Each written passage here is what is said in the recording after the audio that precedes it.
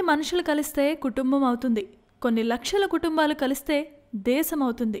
దేశం అంటే కిరీటం కాదు, కృతజ్ఞత అనే లైన్తో బాగా ఆకట్టుకున్నాడు రచయిత దర్శకుడు బివిఎస్ రవి.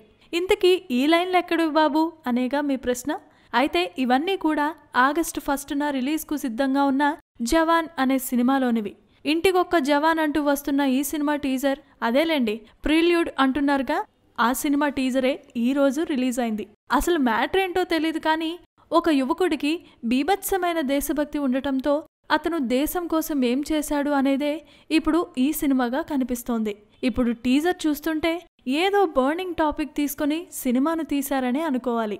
అయితే తమిళ దర్శకుడు శంకర్ తరహాలో ఏదన్నా ప్రయోగం చేసుంటారేమో మరి. ఇకపోతే ఈ సినిమాలో సాయి తరం తేజ్ ఎప్పటిలాగా డాన్సులు వేసేసి మెగా రిఫరెన్స్లతో హడలు కొట్టేసి విపరీతంగా ఏమీ చేయకుండా చక్కగా క్యారెక్టర్కు తగినట్లుగానే ఏదో ప్రయత్నించినట్లే ఉన్నాడు. అసలు గతంలో గోపీచంద్తో వాంటెడ్ అనే సినిమాను తీసిన బివిఎస్ రవి ఇప్పుడు ఇలాంటి సినిమా తీశాడంటే కాస్త కొత్తగానే ఉంది. చూద్దాం ఎంతవరకు ఈ ప్రయత్నం సక్సెస్ అవుతుందో. రవి డైరెక్షన్లో సాయి తరం తేజ్ హీరోగా వస్తున్న ఈ సినిమాలో మెహ్రీన్ కౌర్ ఫిర్యాదా హీరోయిన్గా నటిస్తోంది. సెప్టెంబర్ 1న ఈ సినిమా రిలీజ్ అనుకుంటున్నారు కానీ బాలయ్య పైసా వసూలు కూడా అదే తేదీన రానుండటంతో ఇప్పుడు ఈ సినిమా వాయిదా పడొచ్చు అంటున్నారు. చూద్దాం ఏమవుతుందో. Please subscribe. Hi, it's me Purna. Please subscribe.